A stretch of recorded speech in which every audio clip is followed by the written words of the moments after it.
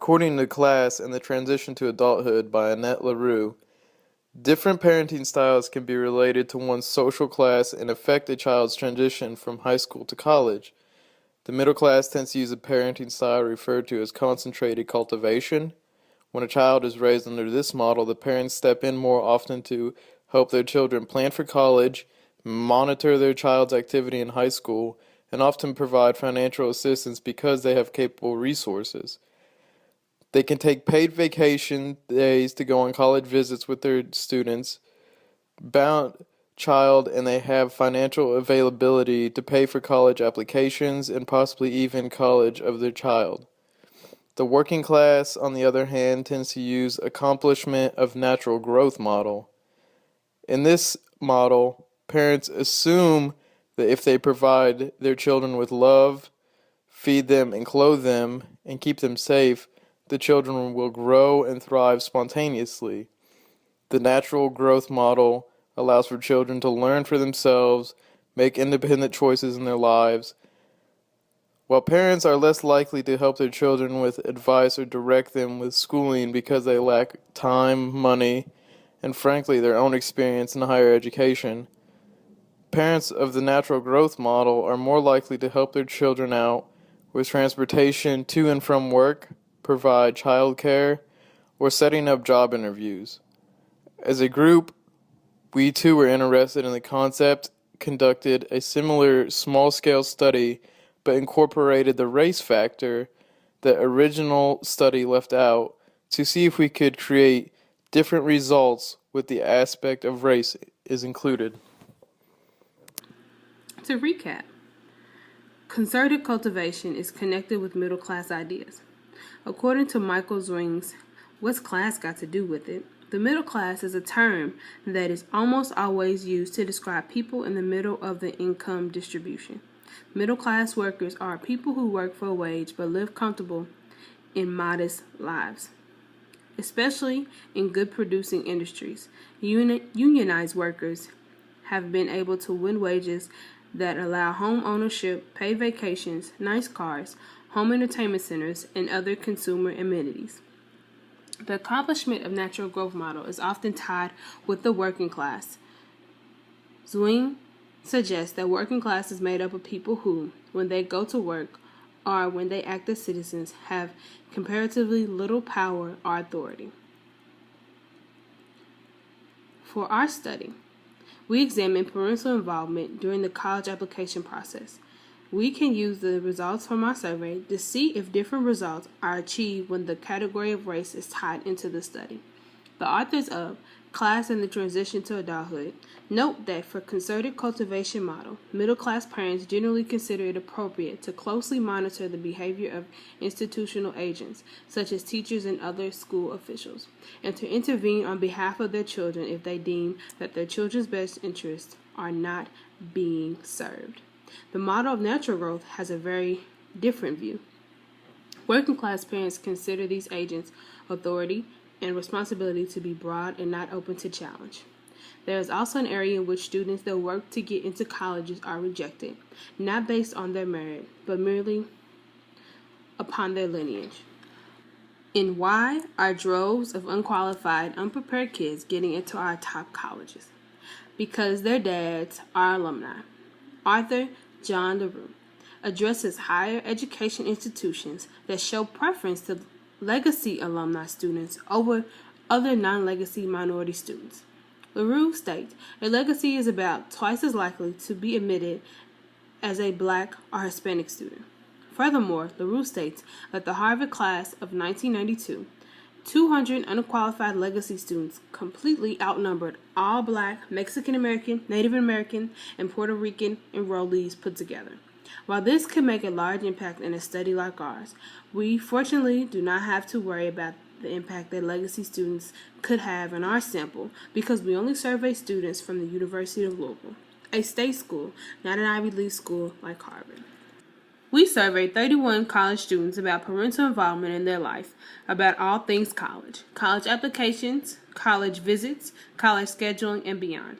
To incorporate the race factor in our study, we simply added the demographic question of, with what do you identify with? For this study, we examined white versus non-white students. Our sample consists of 23 white students and 8 non-white students. Overall, 19 out of 31 students responded that their parents did not accompany them on a college visit. This equates to 16 or 70% of white students responding that their parents accompanied them, and 3 or 38% of non-white students. This means that parents of white students accompany their children on college visits at a higher rate than parents of non-white students.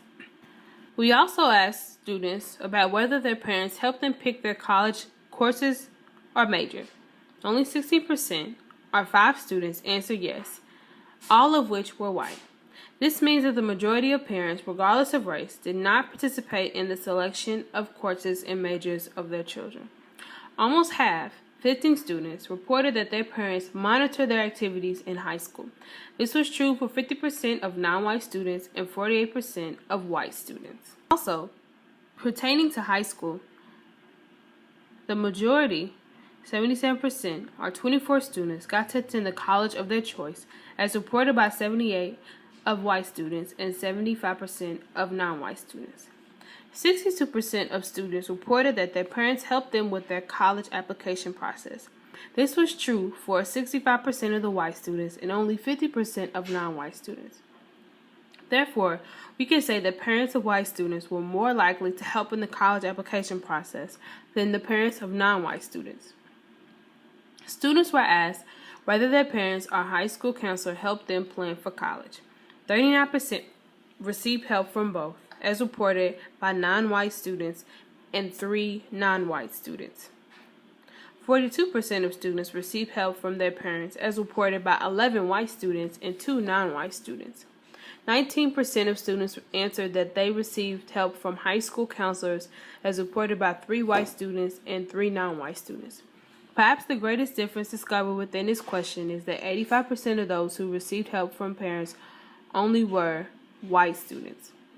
Because the goal of this research is to examine whether class and race combined affect parenting styles and have an impact on accessibility to higher education environments. Since LaRue and Wagner used social class in the analysis of their study, so did we. In order to measure social class, we asked students about how their college tuition was paid for. 23%, or 7 students, reported that their tuition was paid for with a scholarship, over half of which, 4, were non-white. 35%, or 11 students, paid their own tuition, nearly 3/4 of which are white. 26%, or 8 students, reported that their parents paid their tuition, all but 1 being white. The tuition for the remaining 5 students was paid for by other, or a combination of methods, representing 13% of the non-white students and 17% of the white students. We do not believe that race plays a factor in the other combination or methods. We believe that the results of our research show that while not significant, it seems that a great deal of parental behavior is driven by cultural repertoires that vary sharply across social classes and racial groups. We can conclude from our class survey that many students grew up in a concentrated cultivation environment. Our group arrived at this conclusion after comparing the criteria outlined by LaRue to our survey results. The majority of students were white and had parents that were involved with their education. Many students consulted with their parents about college choices, a major factor for the concentrated cultivation model. We found that many students either pay their own tuition or have their parents pay. Again, another point for the concentrated cultivation model. The majority of students surveyed also come from home environments where either one or both parents have a college degree. This drives home the point that many students in our class grew up in an environment where education was valued.